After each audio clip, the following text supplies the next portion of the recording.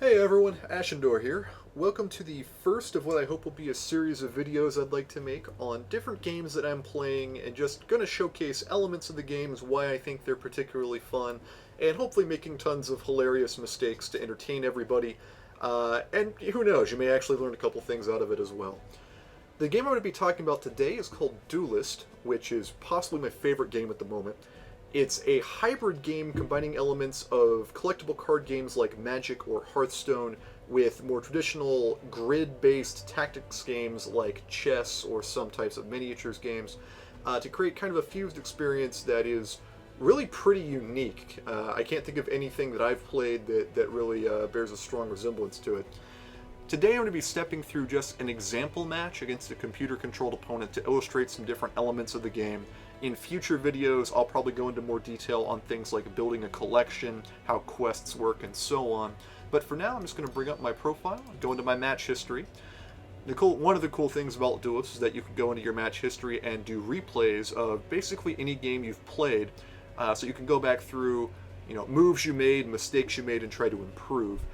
I am going to be bringing up a computer-controlled match in practice mode. And the reason I'm doing that is because it'll allow us to very quickly step through it using the replay tools, but also there shouldn't be too much going on so that people who are not familiar with the game should still be able to follow the action. The computer AI is not particularly strong, so there's not going to be a whole lot of complicated play going on. Now, at the start here, what have we got going on? I being this red guy right here, so cool, look at the flaming swords, aw yeah. I'm going to be player 1 for this match, which means I start on the left side. My computer opponent is player 2, starting on the right.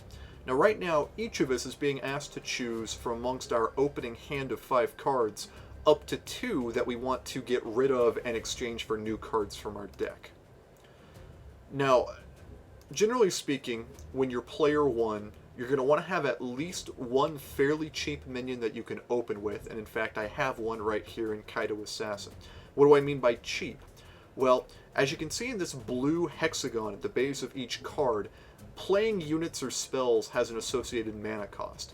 At the start of player 1's first turn, you're going to have 2 mana to work with. Player 2 will start at 3 mana. At the start of each player's turn, that mana will go up 1 tick, so on my second turn I'll have 3 mana, then 4 mana, then 5, and so on, allowing me to play progressively more expensive cards, or simply more cheaper cards. At the start, though, I'm not going to be able to play any of this stuff. It's all too expensive. I'll only be able to play Kaido Assassin. So it's good that I have at least one card I'll be able to play on my opening turn. Now, what I'm doing here is replacing the 2 most expensive cards that I could have chosen to hang on to. At 5 and 6 mana, they're just too expensive for me to be able to effectively play them in the opening turns, and it made more sense to try to get cheaper cards I could play quicker. My opponent's giving me a little bit of a good luck, have fun. I'm apparently going to be a little bit rude and totally ignore her because, oh no, there we go, I'm being polite to the computer. Good for me. So I'm going to do a very standard turn 1, player 1 opening, which is move from your starting position out to your initial spot and play a 2-cost minion. The reason you play either here or in this space is so that on our next turn we'll be able to immediately move onto one of these 2 tiles. Mana Springs, which are these 3 fancy glowy blue bubbles here, give you a bonus mana on the turn that either your general or one of your units moves onto them, which means that next turn, if I'm able to take this tile, I'll be able to play a 4 mana cost card or multiple cheaper cards instead of just 3 mana. So by taking these tiles, you can try to accelerate your game plan. Now, you can see that my opponent is starting on 3 mana, and as you can see here in the board, this middle mana tile is tilted slightly towards my opponent, which means that second player usually has more options for their first play in order to offset the advantage I got by going first. Now, let's take a look and see what my opponent does here. Alright, what she just did is called replacing. In addition to at the start of the game when you can choose 2 cards to replace, on each of your turns you can drag one of your cards over to this little bubble here to replace it with a new card from your deck. This is one of the things that allows Duelyst to have really a higher level of consistency in play than a lot of similar games, because you can usually search for a more effective card if something in your hand isn't really helping you out, instead of just having it sit there taunting you.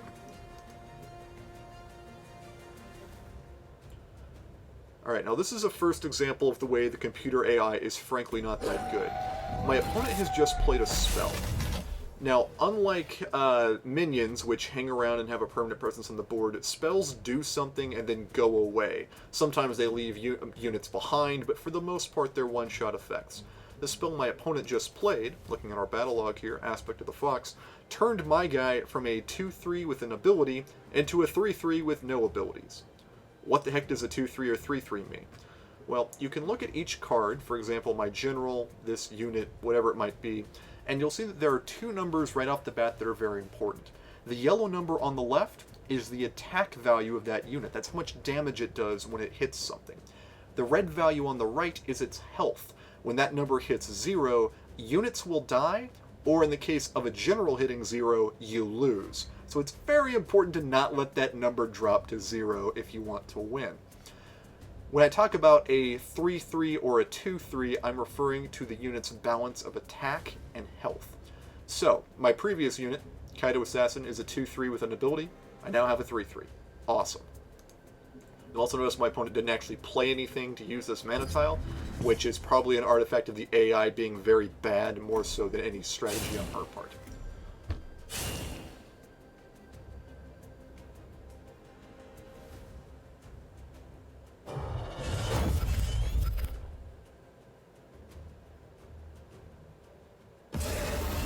Alright, so a lot just happened there. Let me walk back through it.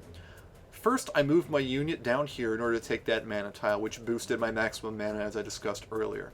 That allowed me to play Sworn Sister Lakian, who is a 4 mana cost minion. By moving up and playing her onto this mana tile, I got the additional mana from that tile, allowing me to then play Katara, which only costs 1.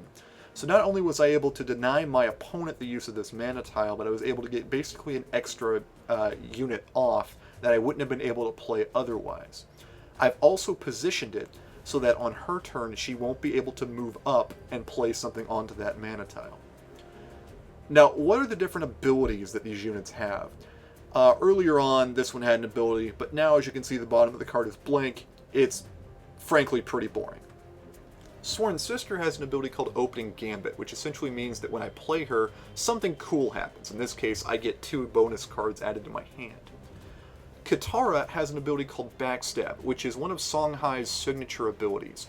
Essentially what Backstab means is that if I'm able to get behind my opponent to attack her, this unit will not only deal bonus damage, in this case 3, but the opponent will not counterattack. Basically, this represents getting an ambush off of them with no return consequences. Now, what do I mean by behind the opponent? You can see how all my units are facing to the right, which is my opponent's starting side, and my opponent is facing back towards my starting side. That facing is always true even if my units move past my opponent into these spaces, which means that if I can get past her, drop down, and attack backwards into her back, my backstab ability will trigger, as the name might imply. So what that means basically is that for the purposes of this deck, I'm trying to get behind and do bonus damage, while she is going to be trying to position so as to kill my backstab units without taking that bonus damage. Let's unpause and see what my opponent does here. Alright, so my opponent is playing a fairly powerful spell, which is Avalanche. The Vanar faction, which is what my opponent is playing, has a lot of abilities that are based around either being on the opponent's starting side, or in the case of this spell, being on their starting side. This is another example of how positioning becomes extremely important in Duelyst, not just through the standard sort of positioning of units, but also in terms of the way abilities and spells interact. So that spell was pretty powerful in that it dealt 4 damage to everything on this side of the board, killing both of my units. Unfortunately, it also dealt 4 damage to her and stunned her for the turn. This might conceivably have been the right play for a human as well, but probably not. So instead we're going to unpause and see what I do in response.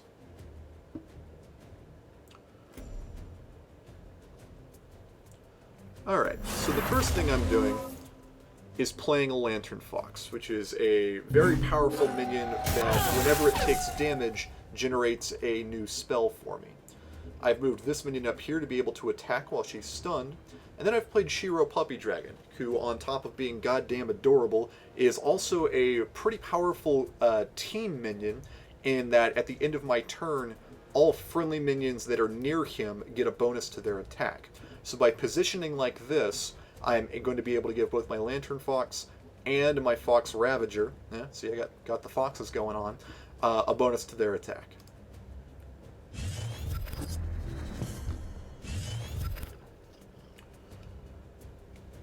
Alright, what my opponent has just done is played what's called a Bloodborne spell. If you look at the generals that each faction fields, each general has a unique Bloodborne spell that you can see at the bottom of their card. In the case of Faye Bloodwing, one of the Vannar generals, her spell will deal 2 damage directly to my general, and anything that is in the same column as my general. In this case, only my units. Her units are safe. My Bloodborne spell, as Kalios, allows me to teleport a friendly minion. These Bloodborne spells activate a few turns into the game and then reactivate periodically throughout, giving each general a kind of unique advantage that can be meshed with different deck designs to pull off some pretty cool stuff. In this particular case, because she was stunned and not able to really do anything else, it basically just did 2 damage to me, not a lot else happened. Alright, now, so for the first point in this game, my opponent has played something a little bit frightening, which is a goddamn dragon. Unfortunately for her, I've established such a strong board state that this creature is not really going to pose a whole lot of threat to me. I'm now going to use another one of Songhai's really impressive kind of signature abilities, which is Inner Focus. Ordinarily, as you will have noticed if you've just been kind of following the action, when you play a unit, it starts out basically tuckered out. It can't do anything the turn that it's played. This allows the opponent to take advantage of this and try to kill it before it can really do anything. That's why this dragon didn't immediately start flying around breathing fire at me. Songhai has a spell called Inner Focus, which allows you to activate an exhausted minion with 3 or less attack, which in my case is pretty much most of the things that I might want to play, including Gorehorn. Gorehorn is a 3/3, which means he can be reactivated with Inner Focus. He has Backstab 2, which means he deals bonus damage if he can get in position correctly. And every time he attacks, he also increases in size. So by playing him immediately, and then using Inner Focus to activate immediately, I'm going to be able to get a free attack off from him without the opponent being able to engage. Now you can see that because of Backstab, when I attacked the dragon was not able to retaliate, so my guy turns out just fine. He has also gone up in size, so he's now really kind of a threat.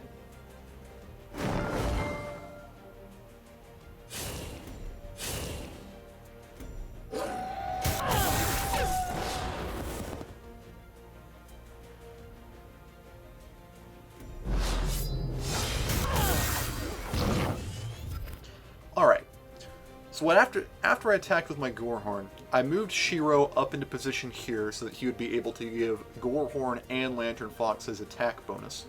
I moved Lantern Fox down to be able to hit my opponent and generate a Phoenix Fire from its ability.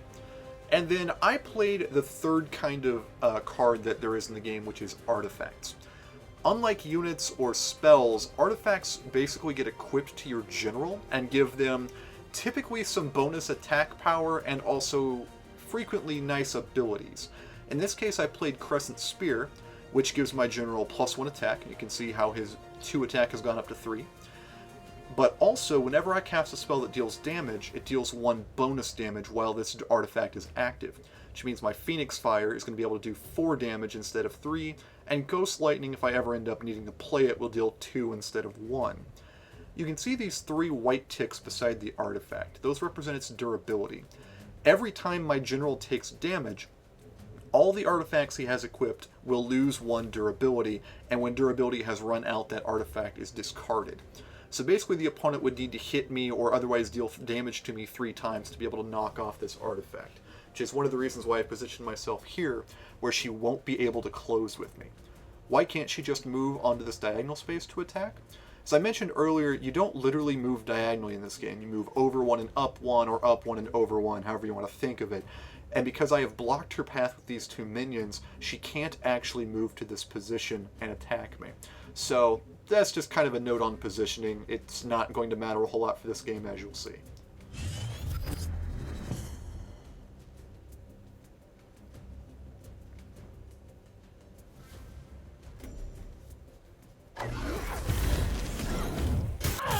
Alright, so you can see there how counterattack worked again. She attacked Shiro, Shiro attacked back. Now, she's playing a minion with airdrop.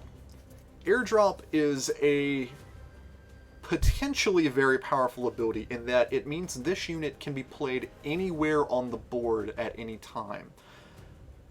Typically, when you play units, you have to play them either adjacent to your general or adjacent to one of the units that you have already played. So, for example, if I wanted to play Keeble Holder, I would be able to play it anywhere around the Lantern Fox, anywhere around the Gorehorn, or anywhere around my general, but I couldn't just play it over here. An airdrop minion can be dropped anywhere they want, which means that you can potentially reach all the way across the board. Unfortunately for my opponent, she is too close to death for this unit to really make a whole lot of difference, and in any case, thanks to my Crescent Spear, I can answer it very efficiently, as you'll see.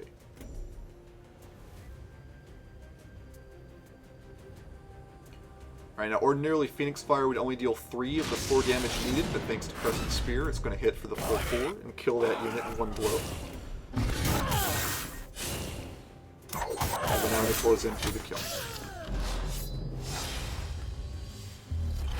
So, that is an example of how the game of Duelyst gets played. As I mentioned, the AI for the computer is quite bad, so this is not really representative of the way a human opponent would have played, but hopefully it served to illustrate the different elements of the game and how they interact. In future videos, I will try to delve more into actual gameplay as well as all the things that go into building a deck and how you get more cards, things of that nature. But in the meantime, I highly recommend downloading and giving Duelyst a try. It is free to play. You can start out and just start gaining cards just through normal play. I have rather unfortunately spent quite a bit of money at this point on it, but it is actually a very good game, and I do not begrudge Counterplay Games, the maker of Duelyst, a single cent at this point. So I highly recommend giving it a shot. Let me know if this video was interesting, entertaining, what you'd like to see more of in the future, and that's it for me. Hopefully this was worthwhile for you too. Bye-bye.